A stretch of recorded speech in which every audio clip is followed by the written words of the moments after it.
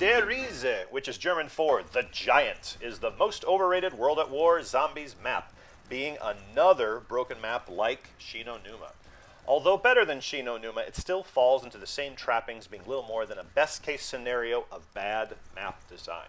For many of us, including me, we thought it was the best map of World at War. Another cool location to explore, the addition of monkeys, the Pack-a-Punch, where you could now check out the differences between each weapon's upgraded form.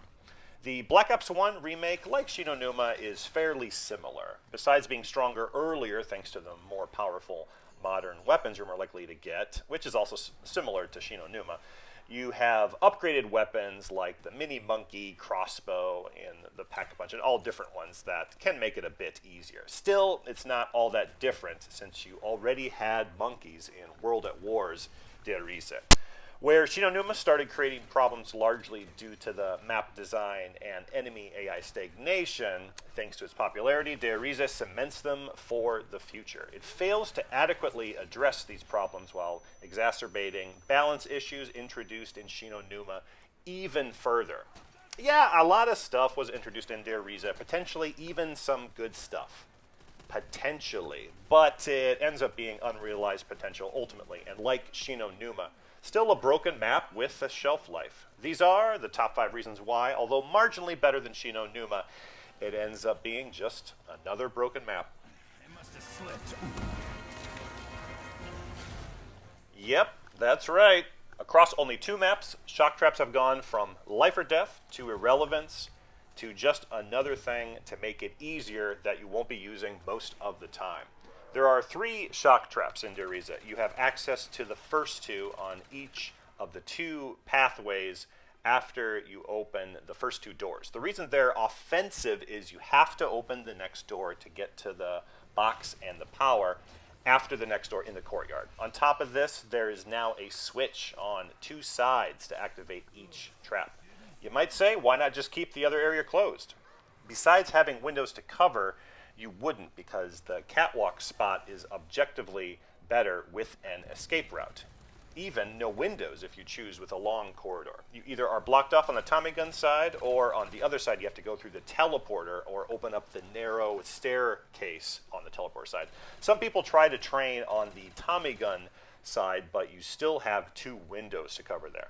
The third trap covers the front of the initial box spawn in the courtyard. Again, you'll have to open up the door in the back with access to the catwalk. So this is also used offensively by the time you actually use it, along with the box eventually spawning on the catwalk too. You can flip the switch and retreat back to the catwalk, or even have people wait out in the open, since you can also train here. It's a mess. What this does is put zombies another step back from camping, changing the intended purpose of traps to begin with, while quite incredibly at the same time further messing up the overall game balance. Probably surprised this isn't up higher, but the map design itself is at least better than Shi no Numa, and part of the reason people like this map better. However, it is possible to train once again, especially in spots like the courtyard now, while using shock traps. It's just a bit more difficult than Shi no Numa, but nothing like Nacht, and especially Verrückt. The problem with the opening rounds is it once again largely reverts back to Nacht and is nowhere near as good as Verrückt. Once again, you all start together.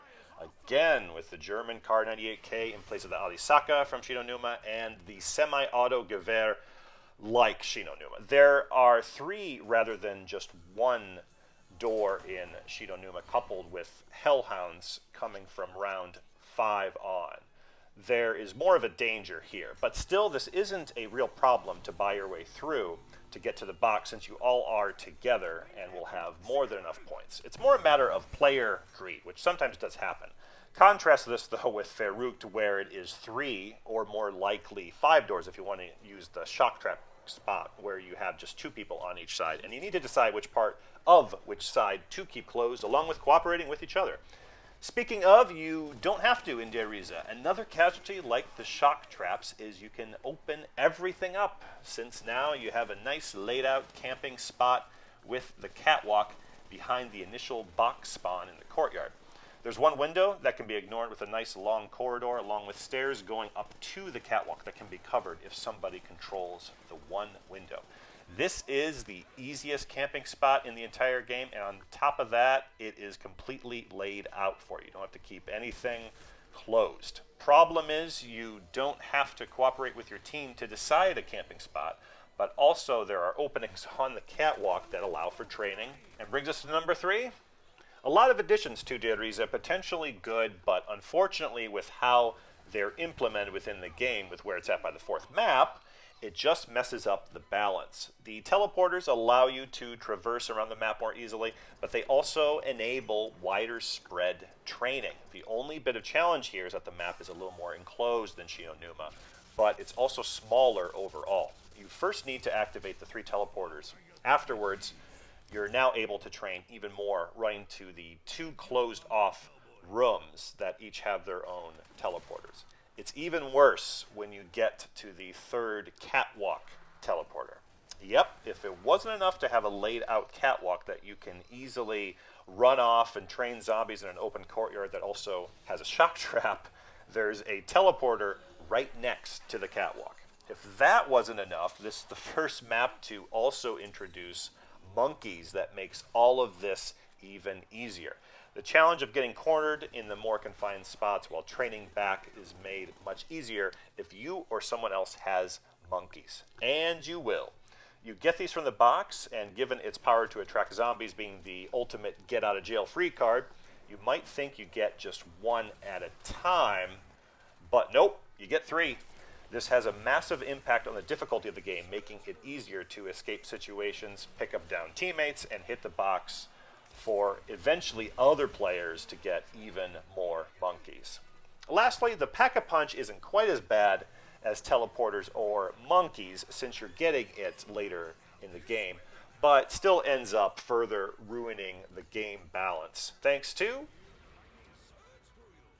enemy AI barely makes an improvement from Shinonuma. The one area of the game that was a no-brainer that needed a massive increase in difficulty given all the tools available to the player at this point. What do we get? It's exactly the same apart from hellhounds gradually spawning in after round 16. Seriously. Even then, they don't really increase the challenge since they run ahead by themselves from the zombie horde, having weaker attack power and health.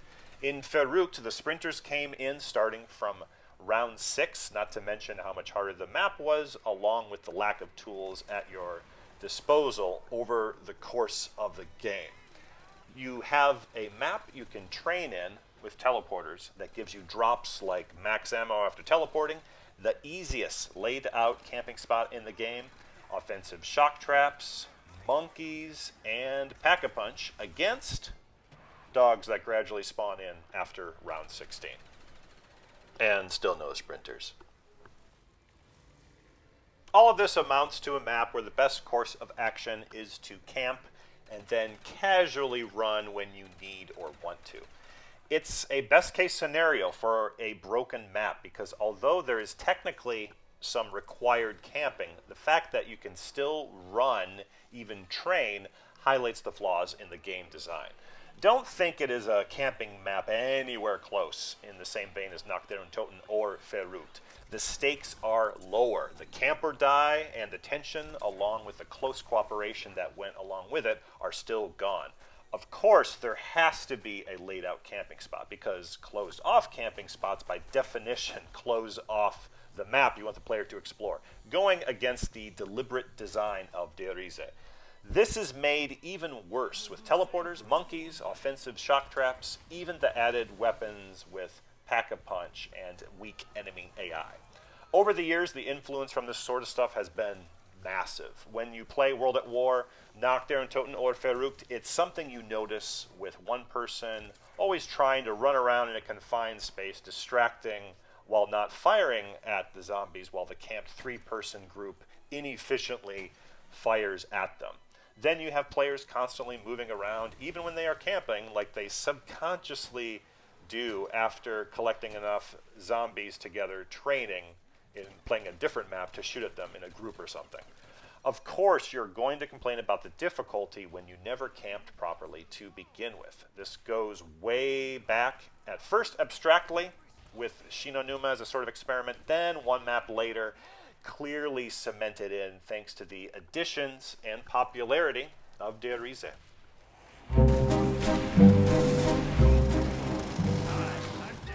Riese was probably my favorite map in World at War Zombies years ago. The concept was still new and fresh enough for the first couple games that you didn't think much about this kind of stuff. Years later, though, revisiting it, the problems start to become clear when you easily reach the 20-plus rounds, knocking off groups of zombies with the Wunderwaffe, throwing monkeys, activating the shock traps, or when you need to, teleporting across the map to distract the zombies, running around back to the catwalk again and again and again. Then the boredom begins to set in. Personally, I was distracted by what they added, checking out each of the pack-a-punch weapons, trying them out at a safe camping spot on the catwalk, the superficial feeling of player skill, teleporting, and training when I could always just throw one of my 3 monkeys to escape a hairy situation, or somebody else always could too. You didn't care for the first time, but it became all there is rather than an oddball experiment. It's not a coincidence. The map needs to be easy enough to explore in order to be distracted by everything new added in each time. Where Shinonuma is an experiment, Riese is deliberately designed to have a shelf life. The difficulty is reserved well past. You're already sick of playing the game well over an hour, hour and a half in, well past round 20 with a group of 4 people. In contrast to getting bored in the 20s in Riese, the tension along with the action is much earlier in maps like Nacht der Untoten and especially Verrückt, where every minute is an accomplishment rather than a meaningless grind. The irony is that for how complex Riese is, it plays out the most in the exact same way every time. The only initial tension is in the beginning, and even then, only if you're greedy. Once you get to the box in the open area of the courtyard, you can sit there for as long as you need to and always open up the rest of the map so you can always hunker down at the laid out camping spot at the catwalk. Nacht der Untoten only had one real good camping spot because of its size, but there was always the tension since you couldn't just run away or throw a monkey. While with Verrückt, this of course was improved with a couple good spots, along with greater tension along the way. Eventually, the boredom transcends the individual maps themselves, extending to the shelf life formula established by Shinonuma and Riese. What's the point in exploring yet another open, massive map with a bunch of additions that doesn't change the fact that it's another easy map you can run around in a circle by yourself that plays out the same way every time? Riese only firmly establishes this formula. It is nowhere near the worst offender. For me, I finally got sick of it by Moon, the last DLC in Black Ops 1. But how about you? What has been your experience, and what do you think? Agree, or more likely strongly disagree? Let me know in the comments below. If you like this video, please give a like. If you disliked it, give it a dislike. If you really liked it, consider subscribing. And I will see you next time.